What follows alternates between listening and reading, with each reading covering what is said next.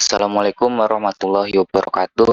Saya Muhammad Muklis dari kelas 11 IPA 2. Pada kesempatan kali ini saya akan menjelaskan tentang fluida dinamis. Pengertian fluida dinamis adalah fluida yang berupa cairan dan gas yang alirannya bergerak secara ideal atau memiliki kecepatan konstan.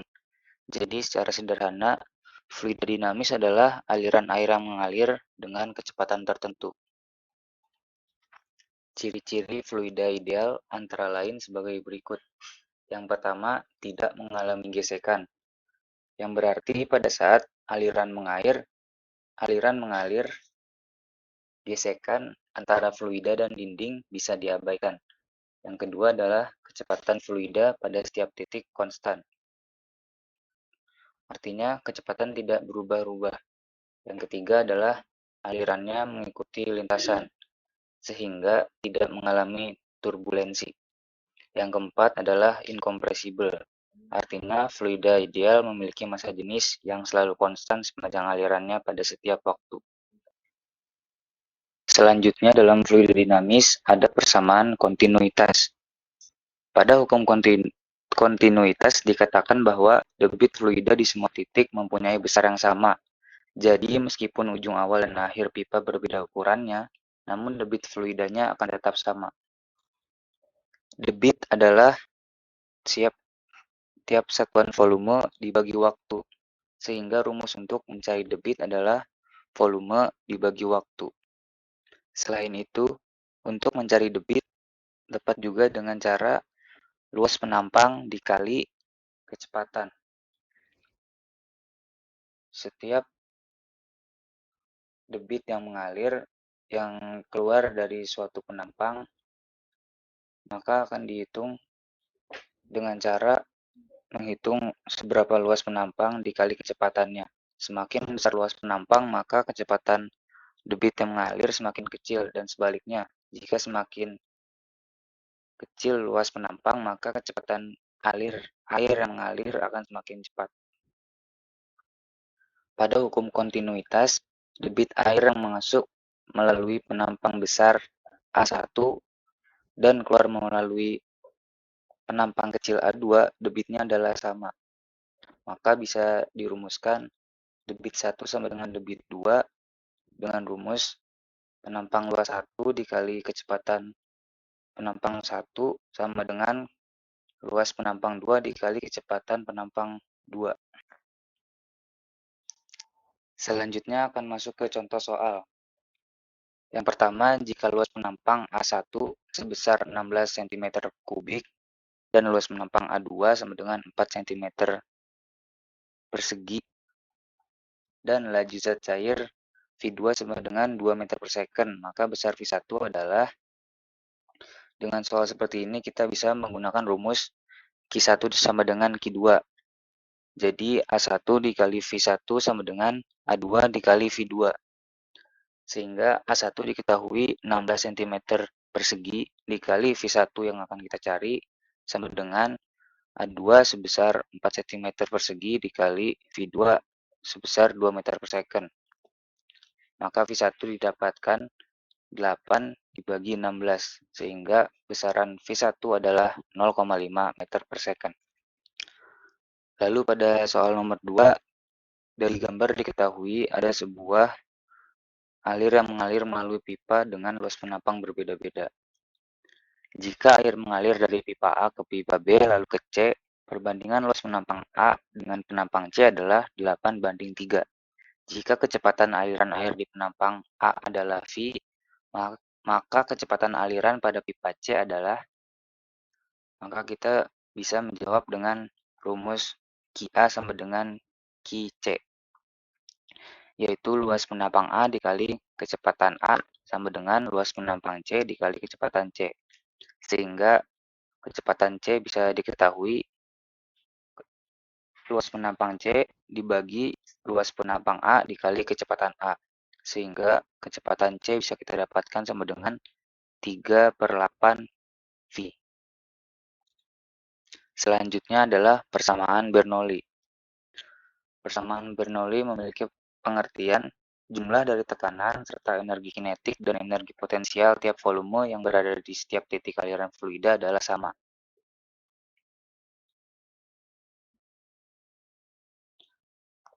Sehingga persamaan Bernoulli memiliki rumus P1 tambah setengah Rho V1 kuadrat ditambah Rho GH1 sama dengan P2 ditambah setengah Rho V2 kuadrat ditambah Rho GH2.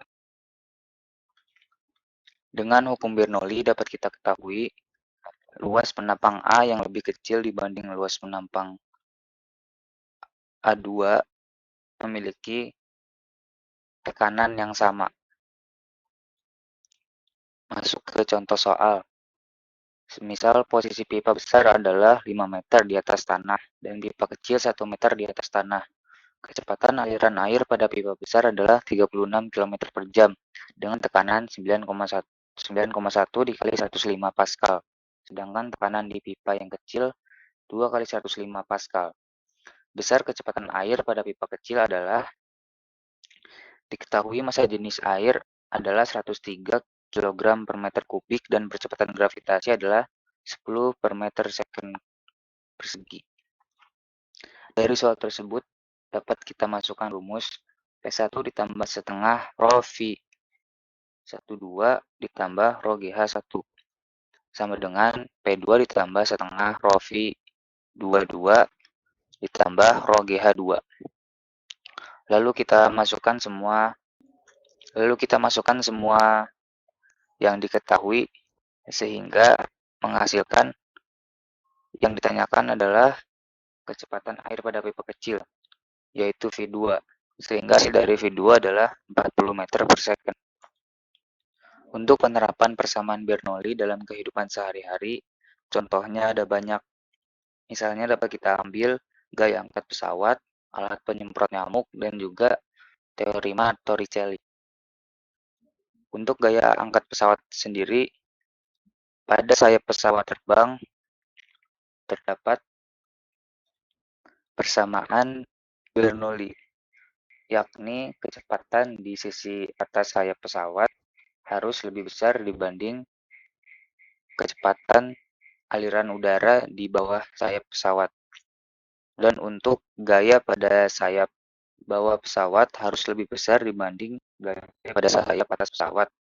Dan juga tekanan di bawah sayap pesawat harus lebih besar dibanding gaya di atas sayap pesawat.